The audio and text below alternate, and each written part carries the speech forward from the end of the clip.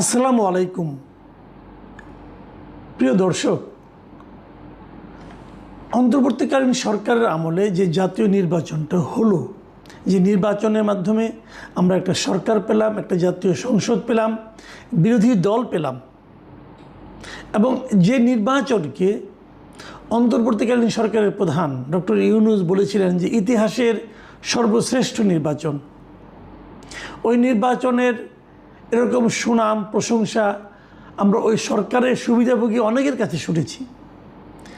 সেই নির্বাচন নিয়ে এখন প্রশ্ন উঠেছে। প্রশ্ন কে তুলেছেন? প্রশ্ন তুলেছেন সংসদের বিরোধী দলীয় নেতা ডাক্তার শফিকুর রহমান, যিনি জামাতেরও আমির।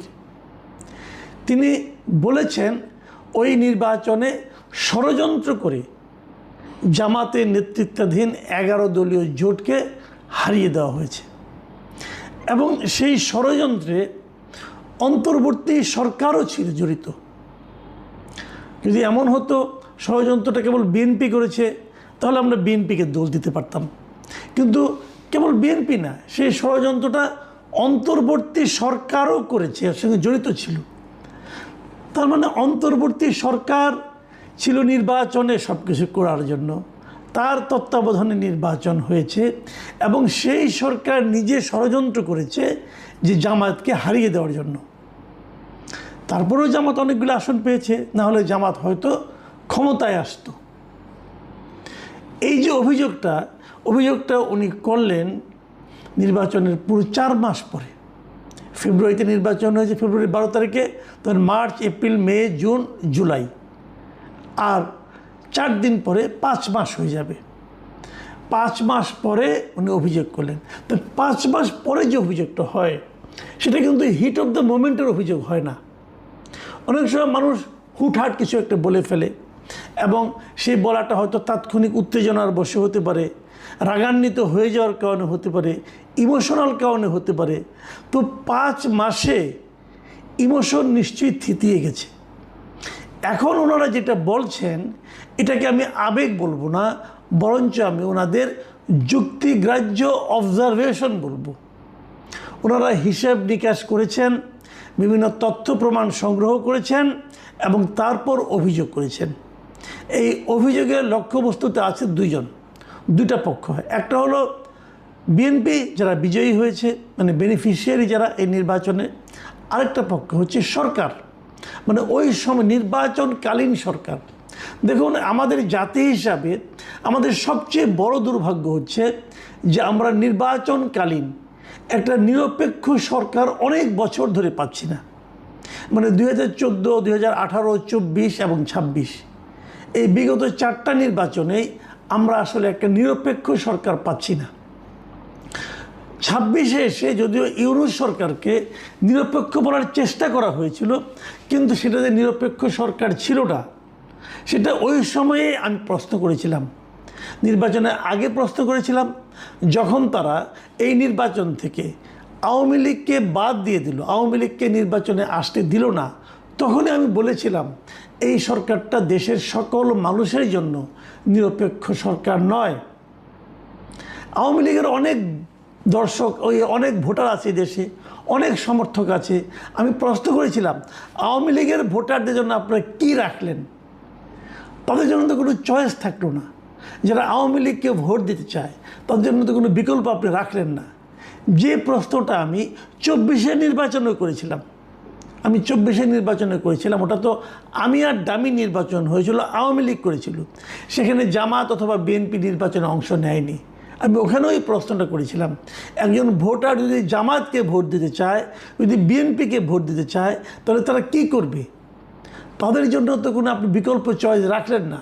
আপনি যেখানেই ভোট দিবেন, সেই ভোটই আওয়ামী লীগের দিকে যাবে।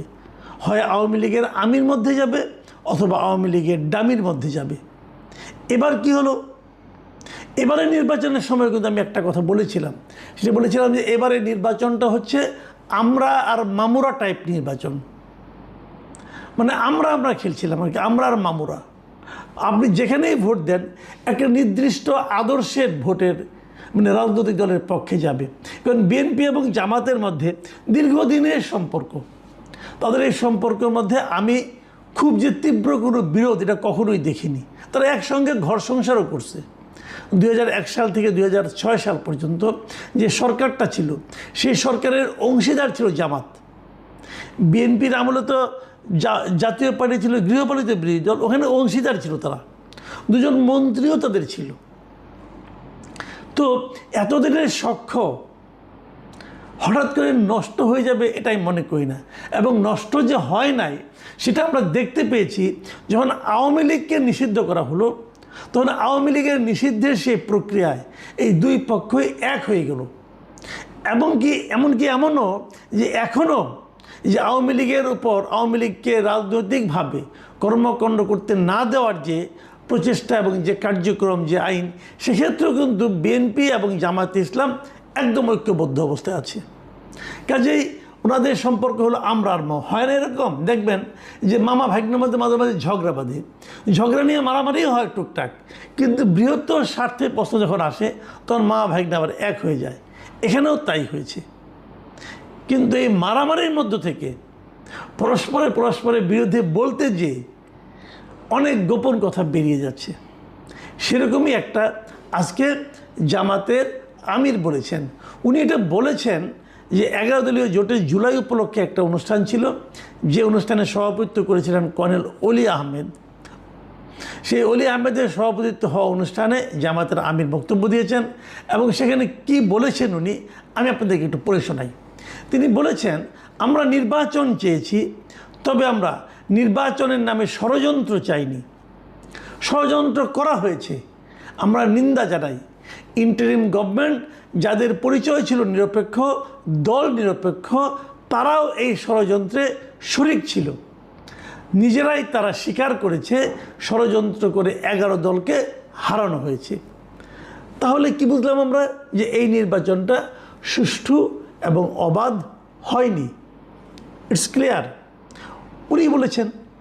এখন তারা নিজেরাই স্বীকার করেছে যে তারা ষড়যন্ত্র করে হেরেছে। এই জিনিসটা আমার কাছে ক্লিয়ার না, হয়তো কোথাও কেউ বলেছেন ওনাদের, আমি যেটা মিস করে গেছি, কাজে এটা নিয়ে আমি আলোচনা করতে পারছি না কে বলেছে।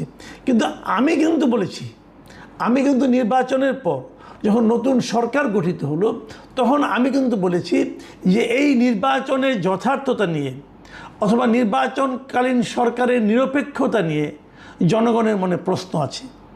এবং সেই প্রশ্নের পেছনে আমি যে কারণটা দেখিয়েছিলাম সেটা হলো, এবারই প্রথম ইতিহাসের, বাংলাদেশের ইতিহাসের ক্ষেত্রে এবারই প্রথম যে একটা অন্তর্বর্তীকালীন অথবা একটা নিরপেক্ষ সরকারের অধীনে হওয়া নির্বাচনে ওই সরকারের কোনো একজন উপদেষ্টা অথবা কোনো একজন গুরুত্বপূর্ণ ব্যক্তি নির্বাচিত সরকারের মন্ত্রী হন। এবার এটা নাকি আমাদের ডক্টর খলিলুর রহমান, উনি এই সরকারের পররাষ্ট্রমন্ত্রী হয়েছেন। এটা হওয়ার মাধ্যমে প্রমাণ হয়েছে যে ওই সরকার, মানে ডক্টর খলিল যে ক্যাবিনেটের মেম্বার ছিলেন, সেই ক্যাবিনেট বিএনপির পক্ষে নির্বাচনে কাজ করেছে। না হলে বিএনপি কেন ওই সরকারের একজন প্রতিনিধিকে তার মন্ত্রী পরিষদে রাখবেন? রাখার তো কোনো লজিক নাই। এবং এটা বলার মাধ্যমে অন্তর্বর্তীকালীন সরকার বলেন অথবা তত্ত্বাবধায়ক সরকার বলেন, এই যে কনসেপ্টটা, যে কনসেপ্টের জন্য বিএনপি, জামাত সহ সকল বিরোধী দল এবং দেশের মানুষ আওয়ামী লীগ সরকারের বিরুদ্ধে আন্দোলন করেছে, সেই কনসেপ্টটাই উনি ধ্বংস করে দিয়েছে এই সরকার ডক্টর খলিলকে বানিয়ে। কেবল ডক্টর খলিলই না, ওই সরকারের আরও একজন সুবিধাভোগী, ওই সরকারে যিনি অ্যাটর্নি জেনারেল ছিলেন মিস্টার আসাদুজ্জামান, তাকেও কিন্তু এই সরকার আইনমন্ত্রী বানিয়েছে।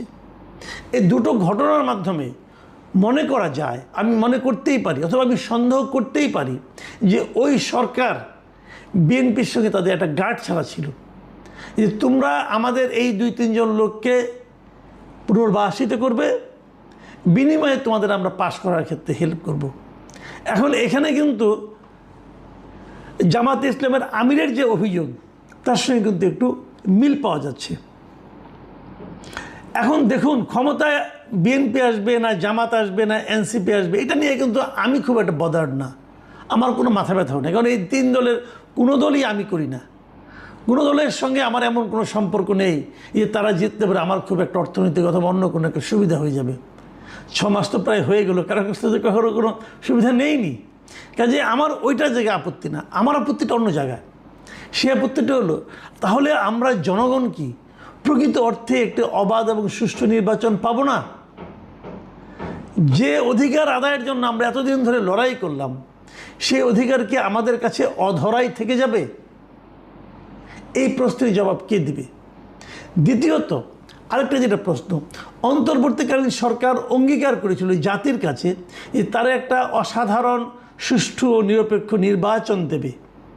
সেই নির্বাচনটা তারা দিতে পারেনি। এটা তো ডক্টর শফিকের কথা প্রমাণ হলো। যদি দিতে না পারে থাকে, এই যে তারা অঙ্গীকার ভঙ্গ করেছে, এই যে তারা শপথ ভঙ্গ করেছে, এই জন্য কি তাদের কারো কোনো বিচার হবে না? নাকি এই শপথ ভঙ্গ করবে এই প্রত্যাশাই ছিল বিএনপির যারা বিজয়ী হয়েছে? তারা কি এই শর্তেই বলেছিল যে তোমরা শপথ ভঙ্গ করো, তোমরা আমাদের পক্ষে ষড়যন্ত্র করো এবং সেই জন্য তোমাদেরকে পরবর্তী সময়ে আমরা পুরস্কৃত করব? এবং সেই পুরস্কার কিন্তু চলছে। 2 জনকে মন্ত্রী বানানো হয়েছে এবং অন্তর্বর্তীকালীন সরকারের বিভিন্ন অপকর্মের ব্যাপারে যতগুলি মামলা, যতগুলি অভিযোগ আসছিল, তার কোনোটাই এই সরকারের আমলে তেমনভাবে গুরুত্ব দেওয়া হচ্ছে না। একাধিক উপদেষ্টার এপিএস তাদের বিরুদ্ধে দুর্নীতির অভিযোগ দুদকে ছিল, সেগুলো থমকে আছে। হামের টিকা নিয়ে কেলেঙ্কারি, সেটাকে কেন্দ্র করে এক উপদেষ্টার বিরুদ্ধে মামলা করতে যাওয়া হয়েছিল, সেই মামলা গ্রহণ করা হয়নি, মামলা নেওয়াই হয়নি। আবার অনেকের দুর্নীতির অভিযোগগুলি যেগুলো থেকে সরাসরি আলোচিত হয়েছে বিভিন্ন সময়, টাকা পাচার যে হয়েছে এটা সবাই জানে। আমরা তো দেখেছি যে সুইস ব্যাংকে টাকা পাচার হয়েছে, এই বছর কতটুকু পাচার, আগের চেয়ে বেশি পাচার হয়েছে, তো সেই টাকা তো এরাই পাচার করেছে। আমরা দেখেছি টিআইবির যে ছিল আপনার, ওনাদের যে জরিপ ছিল, সেই জরিপে তারা দেখিয়েছে এই সরকারের আমলে আগের চেয়ে দুর্নীতি বেড়েছিল অন্তর্বর্তীকালীন সরকারের, মানে 2025-এ পুরো বছর মিলে। তো সেটাও তো দুর্নীতি। এর কোনোটারই কিন্তু কোনো বিচার করা হয়নি। সব মিলিয়ে আমরা কী ভাববো? আমি বলবো যে আমি মনে করি যে দেশে এই জাতি আমরা সবাই নির্মমভাবে প্রতারিত হয়েছি। সেই প্রতারণার পেছনে মূল কলকাঠি নেড়েছে পূর্ববর্তী সরকার, মানে অন্তর্বর্তীকালীন সরকার এবং বর্তমান সরকার, অথবা অন্য কেউ, কিন্তু আমরা প্রতারিত হয়েছি। আমি ডক্টর শফিকুর রহমান অন্য প্রসঙ্গে কথাগুলি বলেছেন।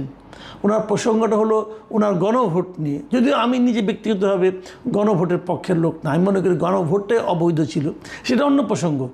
কিন্তু উনি যে অভিযোগটা তুলেছেন, এই জন্য ওনাকে আমি একটু ধন্যবাদ দিতে চাই। এই সত্য কথা বলতে হবে। উনি অবশ্য বলেছেন, পত্রপত্রিকাগুলো আমি যে হেডলাইনগুলো দেখলাম, সেগুলো আমার খুব ইন্টারেস্টিং মনে হয়েছে। প্রায় সকল মিডিয়ায় হেডলাইন করেছে যে ষড়যন্ত্র করে আমাদেরকে হারানো হয়েছে, প্রায় সকলেই। একমাত্র প্রথম আলোর হেডলাইন ছিল ডিফারেন্ট। প্রথম আলো হেডলাইন করেছে সেদিন রিভোল্ট করলে বিশৃঙ্খলার শেষ কোথায় গিয়ে দাঁড়াতো কেউ জানে না। তার মানে প্রথম আলো বলতে যাচ্ছে যে দুর্নীতি যে হয়েছে, নির্বাচনে যে ষড়যন্ত্র হয়েছে, এটাকে তারা সামনে আনতেছে না। তারা সামনে আনতেছে যে দুর্নীতি হয়েছে, ষড়যন্ত্র হয়েছে, কিন্তু জামাত কেন রিভোল্ট করে নাই, সেটাই তারা কিন্তু শিরোনামে নিয়ে এসেছে। এটাও একটা ইঙ্গিতপূর্ণ বিষয়। কিন্তু সব মিলিয়ে প্রিয় দর্শক, আপনারা প্রতারিত হয়েছেন, আমরাও প্রতারিত হয়েছি। আল্লাহ হাফেজ।